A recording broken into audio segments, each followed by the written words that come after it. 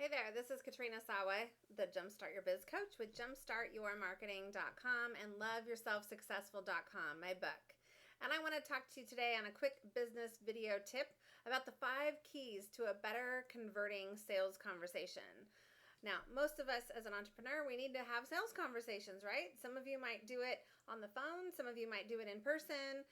Some of you might do it in an email, which is not as effective, in my opinion.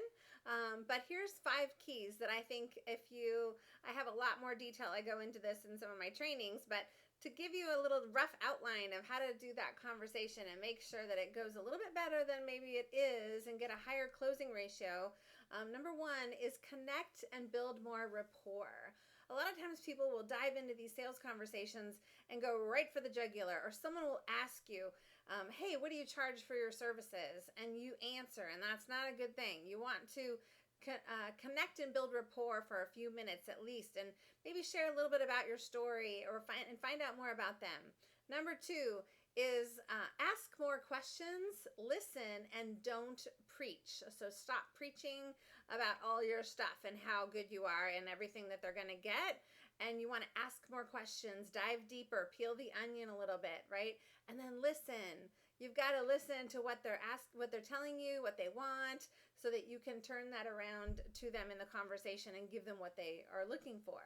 Number 3, don't share too soon. Don't share your pricing, your programs, your offerings too soon in the conversation without them seeing what's possible for working with you and where they are, where they want to be, and what's missing.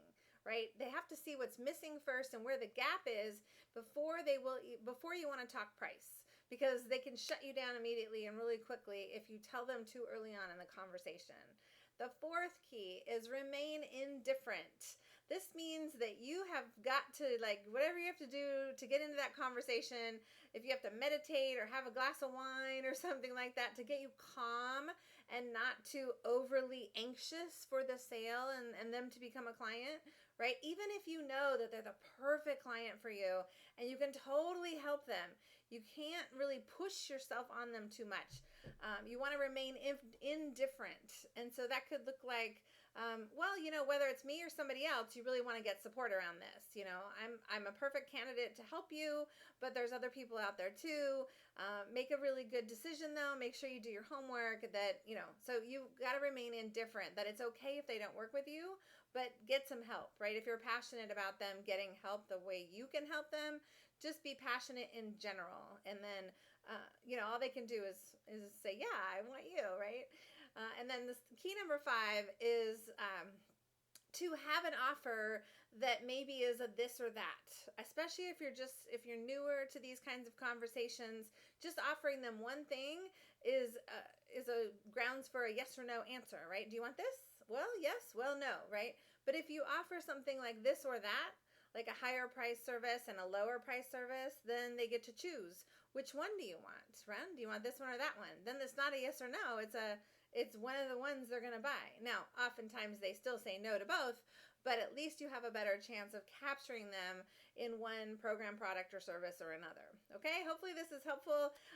These are things that I teach in my Live Big Mastermind and at my live events, and I get really nitty gritty with what to say, how to do it, giving you templates and scripts and things like that to say when you're in sales conversations, but also in the marketing part of it too, when you're reaching out and doing your daily blogging or your email newsletters or your social media, how to really manage that so that you can get a better return and more prospects coming in, more people to your website, and more people paying attention to what you're sending out.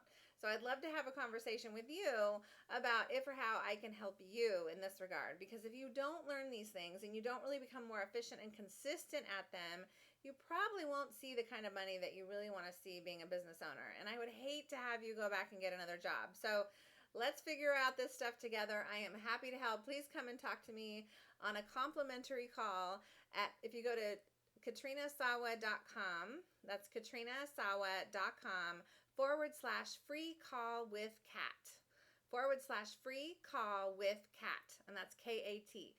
So Katrina Sawa, SAWA.com /free call with Kat.